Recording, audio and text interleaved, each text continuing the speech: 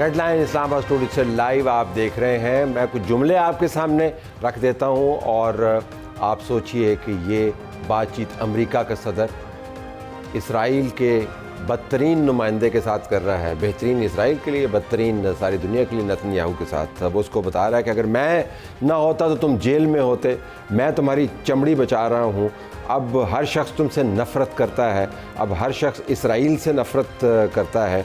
और उसके साथ बीच में उसको 4-5 गालियाँ भी धरी और कहा कि तुम बहुत नाशुक्र आदमी हो और इंसान बन जाओ वगैरह वगैरह। ये रिपोर्टिंग आपको किसी ईरान के या तुर्की के या पाकिस्तान के या ओमान के मीडिया से नहीं मिल रही, उन मीडियम्स से मिल रही है, उस मीडिया से मिल रही है जो डोनाल्ड ट्रंप की बातचीत को हकीकी अंदाज में रिपोर्ट करता रहा। और इस बातचीत का अभी तक अमेरिका की तरफ से डिनायल भी नहीं आया।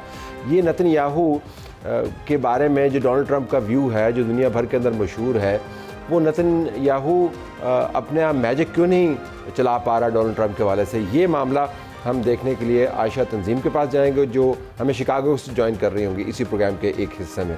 हम आपको ये भी बताएंगे नाज़रीन के कराची जो पाकिस्तान का दिल है, तमाम जगहों पर आपको बारिशों की खबरें आ रही हैं। जब मैं आपसे इस्लामाबाद से बात कर रहा हूँ, यहाँ पर भी धुआंधार बारिश है, वहाँ पर KP के अंदर मूसलाधार बारिश है, लाहौर में बारिशों का सिलसिला है, नॉर्थ के अंदर बारिशों का सिलसिला है। पानी के करीब होने के बावजूद कराची जो पाकिस्तान का दिल है और फाइनेंशियल हब है, 20 करोड़ गैलन की मज़ीद कमी का सामना है और 2 नंबर किस्म की बोतलें पानी की वहाँ पर बिक रही हैं। शहरी बिलबिला उठे हैं। असलम खान साहब हमें ज्वाइन करेंगे प्रोग्राम के एक हिस्से में। हमें बताएंगे कराची के अंदर जो समुंदर के किनारे रहते हुए प्यासा है, इसकी वजूहात क्या हैं। हम नाज़रीन आपको गिलगित बल्तिस्तान भी लिए चलेंगे जहाँ से हमारे नुमाइंदे वहाँ की सूरत हाल के बारे में बात करेंगे। लेकिन हमारी जो टॉप स्टोरी है वो गिलगित बल्तिस्तान के इंतखाबात की कैंपेन में मियाँ मोहम्मद नवाज शरीफ का शिकवों से भरपूर किस्म का अंदाज़ एंट्री के तौर पर लिया गया है। उन्होंने क्राउड से बातचीत की, मियाँ के नारे भी वजे वहाँ पर, और बातचीत करते करते उन्होंने कहा कि आप लोग मुझे भूल गए हैं। फिर ये भी बताया कि आप लोगों का भी कसूर है कि जब मुझे निकाला जा रहा था तो आप लोगों ने कुछ क्यों नहीं किया। हमें राना सनाउल्लाह साहब जो सेनेटर हैं उन्होंने ज्वाइन किया है मुस्लिम लीग नवाज़ की तरफ से। वज़ीर-ए-आज़म के मुशीर हैं सियासी व अवामी अमूर, मियाँ मोहम्मद नवाज शरीफ के साथ खुसूसी कुर्बत रखते हैं। मुस्लिम लीग नून के मरकज़ी लीडर हैं। उनका शुक्रिया अदा करते हुए हम आपको ज़रा सुनवाना चाहते हैं कि मियाँ मोहम्मद नवाज शरीफ किस किस्म के शिकवे कर रहे हैं। मेरा ख्याल आपने शायद मुझे भुला दिया है। मैं वो नवाज शरीफ हूँ जो किसी पे तनकीद करके, किसी की बुराई करके वोट नहीं मांगता। आज जब मैं आया हूँ, जो मैंने हुलिया देखा है यहाँ पे एयरपोर्ट से निकलने के बाद सड़कों का, मैं बयान नहीं कर सकता। यहाँ पर जो डैम बनाना था हमने आशा, वो उसके लिए मैंने अपने ज़माने में 100 अरब रुपया दिया था। डैम आज तक नहीं बना। आप जानते हैं एक बाबा डैम भी था एक, वो कहता था कि मैं रिटायर होकर उस वहीं बैठ जाऊंगा कैंप लगा के। मैंने 2-3 बंदे भेजे, मैंने कहा जाओ कैंप तलाश करो कहाँ है। वो वापस आए, मेरा कहीं कैंप नहीं मिला। मुझसे गिला ना करो, ये गिला मैं सुनने को तैयार नहीं हूँ, क्योंकि ये कसूर आपका भी है कि आपने मुझे से बंदे को देश निकाला क्यों होने दिया, क्यों जेलों में डाला गया। राना साहब शुक्रिया।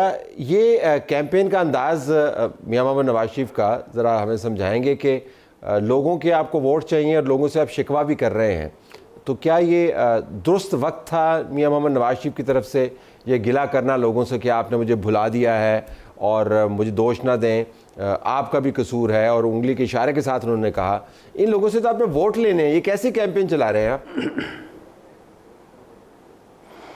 देखें, ये जो जिस गैदरिंग से आज मियाँ साहब ने ख़िताब किया है, वो कोई जलसा नहीं था, बल्कि वो पार्टी के जो है वो यानी एक तो कैंडिडेट्स थे उनमें, और दूसरे जो डाई हार्ड सपोर्टर होते हैं या लोग होते हैं पार्टी के, तो वो कोई तकरीबन वहाँ पे जो गिलगित बल्तिस्तान से जो लोग थे उनको वहाँ पे जो है वो बुलाया गया था, तो उनसे वो मुखातब थे।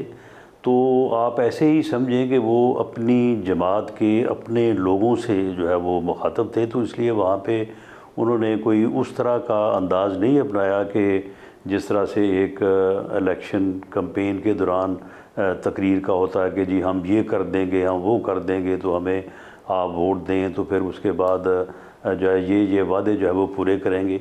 तो उन्होंने वहाँ पे इस बात को मुनासिब समझा कि जो उन्होंने वहाँ पे इससे पहले जो खिदमात सर अंजाम दी हैं गिलगित बल्तिस्तान में बतौर वज़ीर आज़म, और इससे पहले जब वो उन्हें मौका मिलता रहा है, तो उसका उन्होंने ज़िक्र किया।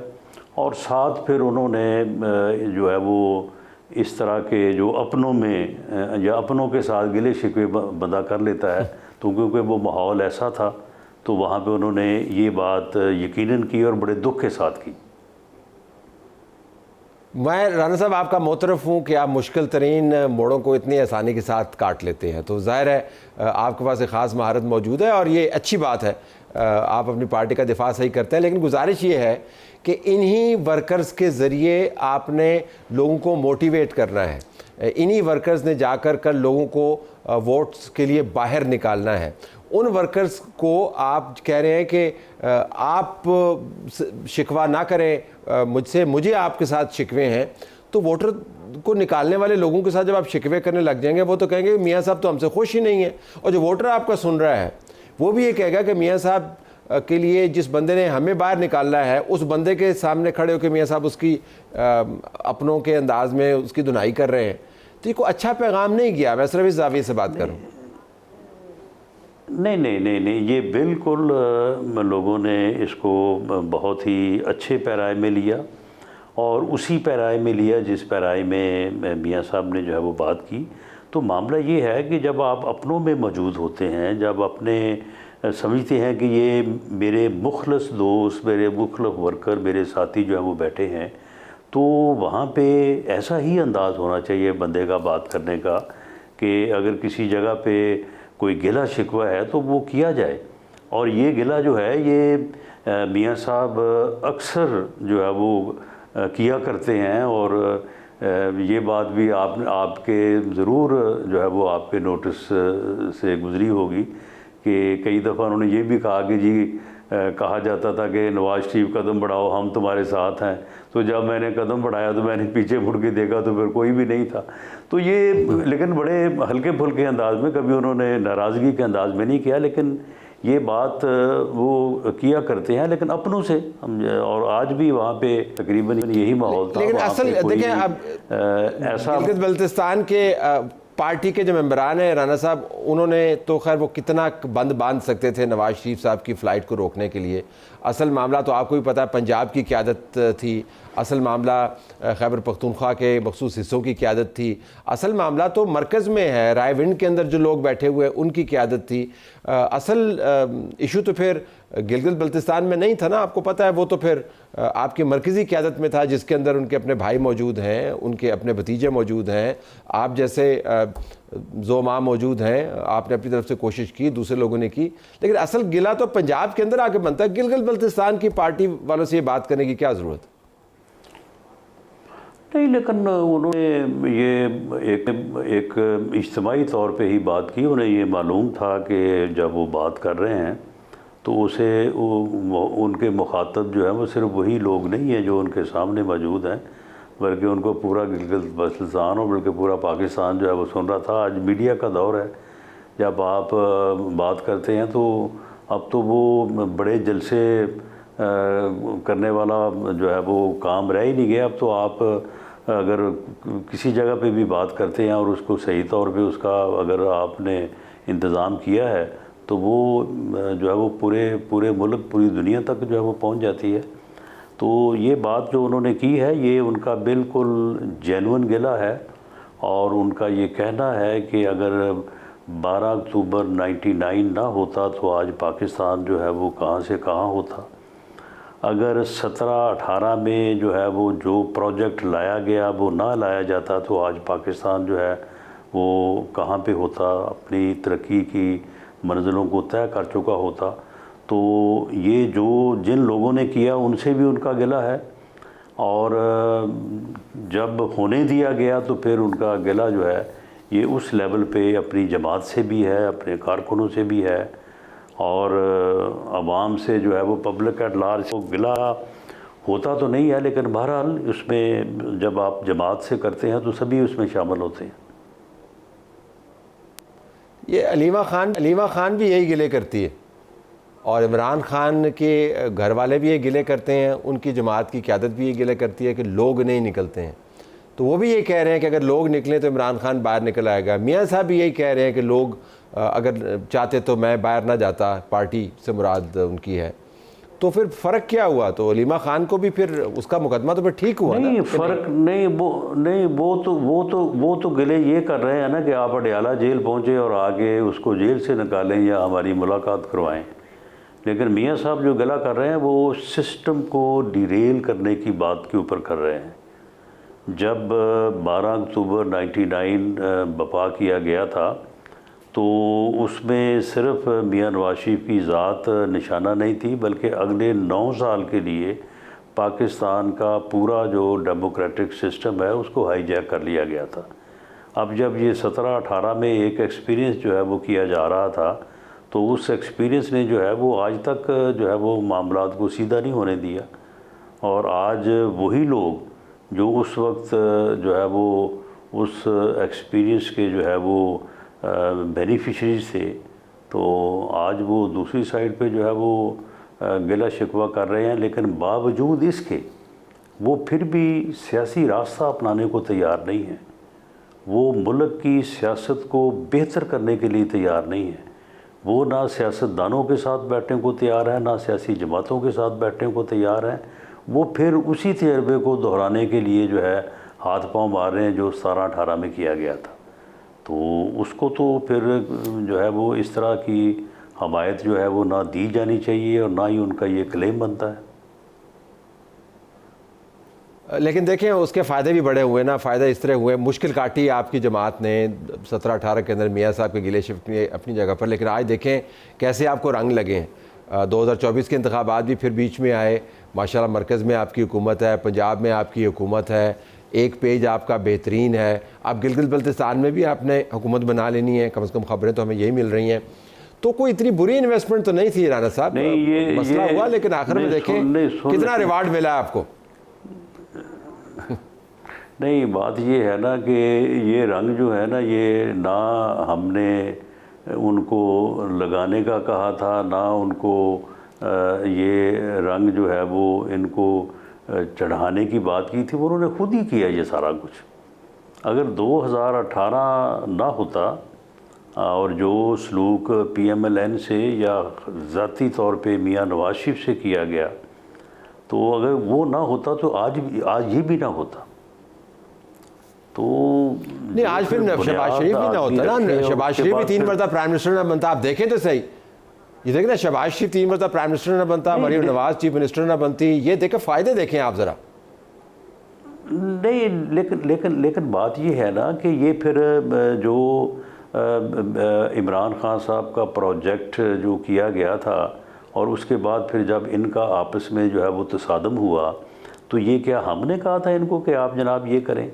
ये हमारी मुस्तफीद तो आप ही हुए हैं ना जी, मुस्तफीद तो आप हुए हैं। ऑपोजिशन फारिग हो गई, इमरान खान जेल में चला गया, सब कुछ तितर बितर हो गया ना, खुला वसी मैदान मिल गया आपको। सुन लेना, नहीं लेकिन आप इंसाफ करें ना। देखें, इस्टेब्लिशमेंट ने एक साजिश की हमारे ख़िलाफ़ और इमरान खान को हमारे ऊपर भी और इस मुल्क के ऊपर भी मुसल्लत कर दिया। और उसके बाद फिर इमरान खान साहब ने जो है वो उनको कहा कि आएँ मिल के अपोजिशन को जो है वो बिल्कुल ख़त्म कर दे, तमाम जमातों को। और उसके में उन्होंने वो उस किस्म के लाज भी वो ला रहे थे, नैब को भी वो कर रहे थे। इस बात के ऊपर उनका आपस में झगड़ा हो गया। अब आप मुझे बताएं कि जब हमारे मुखालफ जो है वो आपस में जो है वो दस्तों गिरेबां होंगे तो उसके बेनिफिशरी फिर हम ही होंगे ना। लेकिन आप ये तो ना कहें कि वो दस्तों गिरेबां जो हुए हैं वो हमने करवा दिए। हुए तो अपनी मर्ज़ी से या अपनी कोताहियों से हुए, या फिर वो जिसे मुकाफ़ात अमल कहते हैं। अगर मुकाफ़ात अमल कोई चीज़ है, अगर है तो फिर यही है ना। और मुकाफ़ात अमल तो फिर बिन जानब अल्लाह होता है। फिर अब अल्लाह से तो हम लड़ने से रहे या उसे गिला करने से रहे। कमाल तशरीह किया आपने, सारा मामला आपने कुदरत के ऊपर डाल दिया। चलें, चलते चलते बता दें, गिलगित बल्तिस्तान में कितने आपकी उम्मीद है कि आप जीत जाएंगे सीटें? देखिए जी, वहाँ पे हमने 24 हलके हैं, 2 हलकों में हम इंडिपेंडेंट कैंडिडेट्स को सपोर्ट कर रहे हैं, 22 हलकों में हमने टिकट जारी किए हैं, 15 हलकों में जो है वो, ये आप मेरी बात नोट कर लें, वी आर इन कंपटीशन। और उन 15 हलकों में, जिन हलकों में हम नंबर 1 पे नहीं होंगे, नंबर 2 पे ज़रूर होंगे। और हमें उम्मीद है कि हम 15 में ही नंबर 1 पे होंगे, कोशिश भी हमारी यही है। अब इसमें कोई जो है वो आगा पीछा ऊपर नीचे जो है वो ज़रूर हो सकता है, लेकिन वहाँ पे आज जो मीटिंग हुई, और ख़ास तौर पे मियाँ साहब इस मीटिंग के लिए ही गए थे, और उस मीटिंग में सारा उन्होंने जायज़ा लिया, सारी बात सुनी, तो उसमें काफ़ी बेहतर पोजीशन जो है वो बताई है लोगों ने, जो वहाँ पे इस सारे अमल को जो है वो कैरी ऑन कर रहे हैं। बहुत शुक्रिया जी। 15 से ऊपर ही होगा वैसे राणा साहब, जिस तरह की हवा चल रही है। नीचे तो शायद आने की उम्मीद नहीं है, वाल देखते हैं कि नतीजा क्या निकलता है। बहुत शुक्रिया। मैंने आपको बिल्कुल जो है ना, जो रेलेवेंट और फैक्चुअल पोजीशन है वो बताई है आपको। We respect that. बहुत शुक्रिया आपका जी। हम क्विक ये जा रहे हैं गिलगित बल्तिस्तान, जहाँ से हमें ज्वाइन कर रहे हैं हमारे रिपोर्टर। ज़रा बताइएगा कि वहाँ पे सूरत हाल क्या है। जी गो हेड। तलत आपका बहुत शुक्रिया। चूँकि जैसे राणा साहब ने एक तस्करा किया पूरी जो ग्राउंड रियलिटीज़ की, चूँकि मियाँ नवाज़ शरीफ ने भी आज दौरा किया, इसी तरह चूँकि आज ही जो है बिलावल भुट्टो जरदारी जो है उसने भी बल्तिस्तान के अंदर जलसे किए कल और आज। तो अब चूँकि राणा साहब का यही दावा है कि ये जो है तकरीबन जो है इन्होंने जो है वो 23 में से जो है वो ये कोशिश ये कर रहे हैं कि ये 17 सीटें जीत जाए। इसी तरह अगर हम बात करते हैं तो पीपल्स पार्टी वालों का भी एक दावा यही आ रहा है कि उन्होंने 23 इंतखाबी हलकों में उन्होंने अपने कैंडिडेट्स को सामने लाया, और उसके बावजूद वो कहते हैं कि हम भी जो है वो 16 से 17 सीटें विन कर जाएंगे। लेकिन ग्राउंड रियलिटीज़ ये है कि एक इनके पास एक थर्ड जो पार्टी है वो भी आई है इस्तेकामत पाकिस्तान के नाम से, और उनके कोई 15 कैंडिडेट्स है, और उनके पास भी ज़्यादातर जो है वो माजी के इलेक्टेबल्स हैं। हाँ, ये एक बात दुरुस्त है कि अभी तक जो गिलगित बल्तिस्तान के अंदर इन हलकों के अंदर जहाँ पे कंपटीशन चल रहा है, मुकाबला चल रहा है, उसमें चूँकि इस्तेकाम पाकिस्तान के पास भी इलेक्टेबल्स थे, और इस्तेकाम पाकिस्तान के जो इलेक्टेबल्स हैं उनका बहुत अच्छा है। जैसे स्कार्दू की बात करते हैं, या जिस हलके में GBA2 गिलगित पे इस वक्त मैं मौजूद हूँ, यहाँ पे बात करते हैं तो यहाँ पे बड़ा टॉप का और क्लास का मुकाबला होता है इस हलके के अंदर। और ख़ासकर इस हलके में जो मुकाबला है वो इनके राणा साहब के जो साबिक वज़ीर आला है, जो हाफिज़ हफीज़ुर्रहमान के साहब के साथ बहुत तकड़े और क्लोज जो कंपटीशन है, वो साबिक डिप्टी स्पीकर और मुकाबलों की नौयत पर हम बाद में आएंगे। लेकिन आपने जो पता की बात बताई वो यही है कि पीपल्स पार्टी, पाकिस्तान मुस्लिम लीग नून और IPP इनके दरमियान मुकाबला है। राणा साहब ने फोरकास्ट तो किया, देखते हैं उसका नतीजा क्या। ब्रेक के बाद जब हम आएंगे तो नेतन्याहू और डोनाल्ड ट्रंप की गालम गलोच पे बात करेंगे।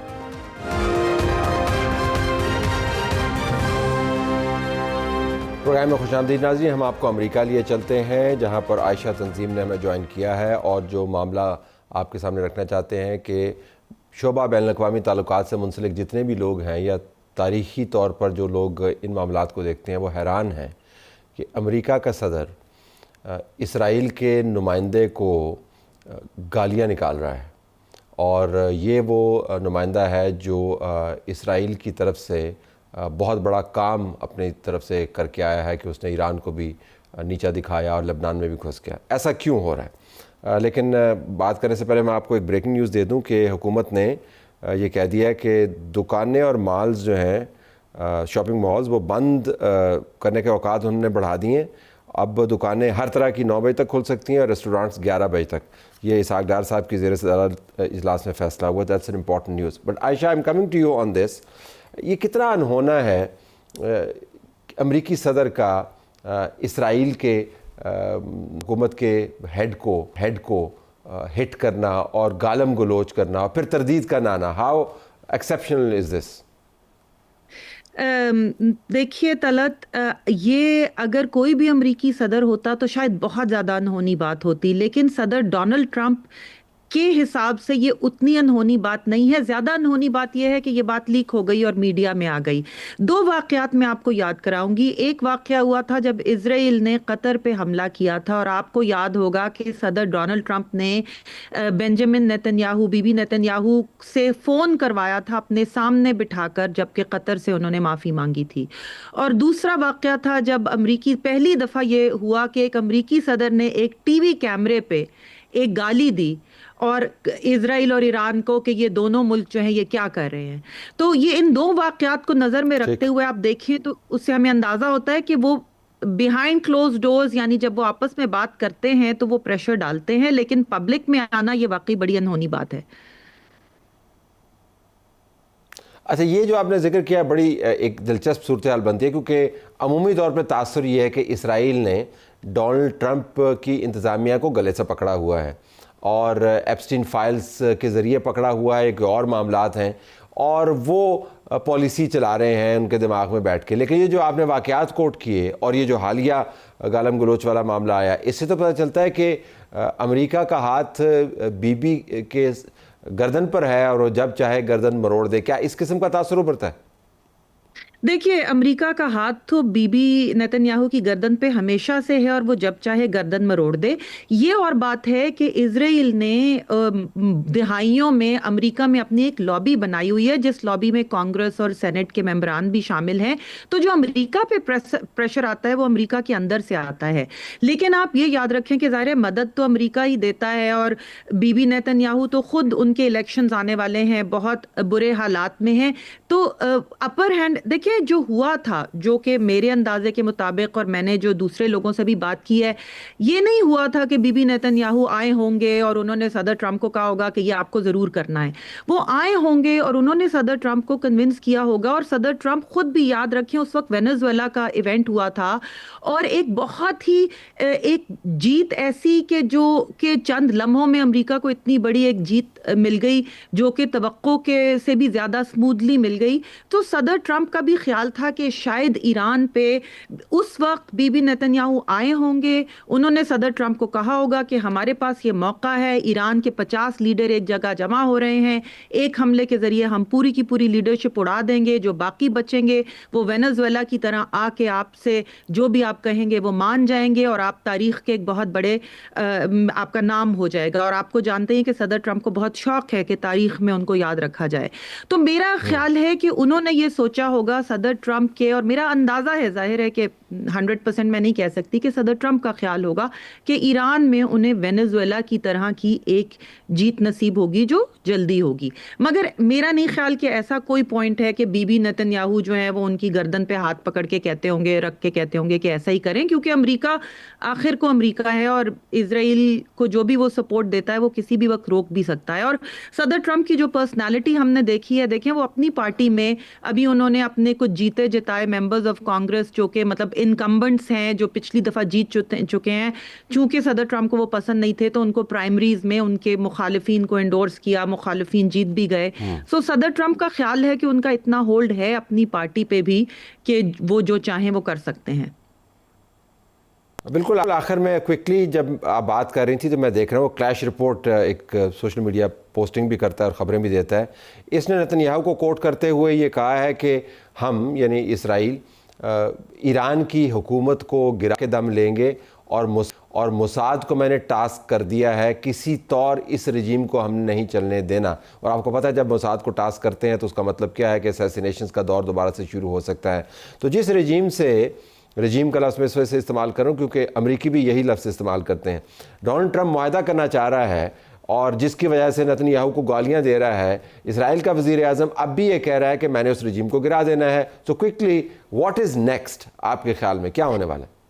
देखिए, बहुत सारे, जैसे कहते हैं ना, शतरंज के मोहरे इन प्ले हैं इस वक्त। आज और कल इजराइल और लेबनान के दोनों के रिप्रेजेंटेटिव्स वाशिंगटन डीसी में मौजूद हैं, उनके दरमियान एक बातचीत हो रही है। दूसरी तरफ मार्को रूबियो ने आज अमरीकी सेनेट को बताया है कि 2 फेजेस में अमरीका ईरान से बात करेगा। पहले फेज में आबनाए हुर्मुज़ पूरी तरह खोला जाएगा जिसमें कोई टोल ना हो और कोई फायरिंग ना हो, और अगर ऐसा हुआ तो अमरीका उनकी मदद करेगा, वहाँ से वो जो लैंड माइंस या सी माइंस हटाने में, और दूसरे फेज में ईरान के यूरेनियम एनरिचमेंट के उस पे बात होगी, और अगर पूरी तरह यूरेनियम एनरिचमेंट पे बात हो जाती है तो सैंक्शंस रिलीफ पे बात होगी। तो ये तो ईरान पे बात हो रही है, लेबनान पे बात हो रही है, मगर जो बहुत इंपॉर्टेंट बात ये है कि इस वक्त बीबी नेतन्याहू जो है वो इजरायली जो कनेसेट है या इजरायली जो पार्लियामान के इक्विवेलेंट है वो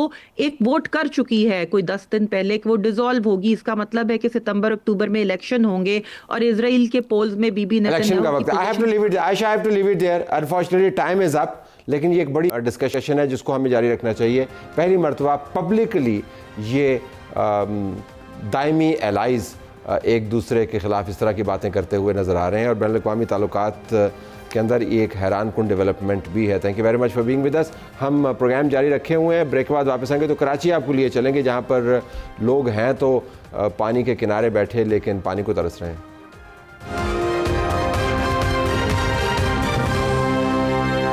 हम आपको कराची लिए चलते हैं जहाँ से असलम खान हमारे ब्यूरो चीफ ने ज्वाइन किया है और बड़ा मामला है, शहरियों को शदीद किस्म की पानी की किल्लत का सामना है। असलम बहुत शुक्रिया। पानी के बारे में पाकिस्तान के जो एदाद शुमार हैं बैनुल-अक़वामी तौर पर वैसे ही बहुत अच्छे नहीं हैं, वाटर स्ट्रेस कंट्री है, लेकिन कराची के अंदर जो बहरान है एदाद शुमार के ज़िम्न में अगर आप हमें बताएं तो ये कितना गहरा बहरान है? अतल साहब देखें, ये बहरान इसलिए भी गहरा हो रहा है कि कराची की आबादी में हर साल तकरीबन 5 लाख का इजाफा हो जाता है और ये कम से कम आबादी है, इससे ज़्यादा का अंदाज़ा लगाया जा रहा है। अगर हम बात करें मरदमशुमारी के मुताबिक 2.25 करोड़ की आबादी, लेकिन असल में ये आबादी 3.5 करोड़ से ज़ायद की है। जो ज़रूरत है वो शहर को तकरीबन 1 अरब 20 करोड़ गैलन यौमिया की है। और अगर हम दस्तयाबी की बात करें तो जो वाटर कॉरपोरेशन के हुकाम है उनके मुताबिक केंजर लेक से और जो धाबेजी पंपिंग स्टेशन से आता है उसकी मिकदार है 50 से 55 करोड़। हब डैम से जो हमारे पास पानी आ रहा है और न्यू हब कैनाल से भी हम जिसकी बात करते हैं वो ये दावा किया जाता है कि तकरीबन वो 10 करोड़ गैलन यौमिया है, लेकिन वो भी तकरीबन 60 करोड़ या 70 करोड़ गैलन है। तो अगर हम बात करें तो ये 65 करोड़ गैलन पानी शहर को मिलता है, लेकिन इसमें भी लाइन लॉसेस भी हैं, पानी की चोरी इसके अलावा है। तो ये तादाद शायद 50 से 60 करोड़ हो जाएगी। तो अंदाज़ा लगाएं कि जितनी ज़रूरत है उसका आधा पानी तो सरकारी आदाद शुमार के मुताबिक मिल रहा है। तो यकीनी तौर पर ये आधे से ज़्यादा डिफरेंस तो इसी आदाद शुमार का है। और अगर हम बात करें कि जो फिर ये पानी की ज़रूरत कैसे पूरी होती है, तो तलत साहब एक बहुत बड़ा, मैं कहूँगा कि तकरीबन 70% या इससे भी ज़्यादा शहर बोरिंग करके गुजारा कर रहा है। बोरिंग के पानी को हम इस्तेमाल करते हैं। और अब हाइडेंट आप देख रहे होंगे पीछे, ये यहाँ पर अच्छे हाइडेंट हैं जो सरकारी तौर पर चल रहे हैं और यहाँ पर हज़ारों की तादाद में टैंकर हैं। अगर हम यहाँ पर देखें 5-5, 10-10 मिनट में एक टैंकर भरता है और ये आगे सप्लाई हो जाता है। तो सवाल है कि यहाँ पानी पहुँच रहा है तो जो घरों में पानी क्यों नहीं पहुँचता? शहरियों का शिकवा एक ये सिंध हुकूमत से बहुत ज़्यादा बन रहा है कि हाइडेंट जो है कराची में 6 मुख्तलिफ मुकामात पर, जिनमें से हम सफूरा हाइडेंट पर खड़े हैं, यहाँ पानी आ जाता है लेकिन लोगों के घरों तक पानी नहीं पहुँच पाता। जी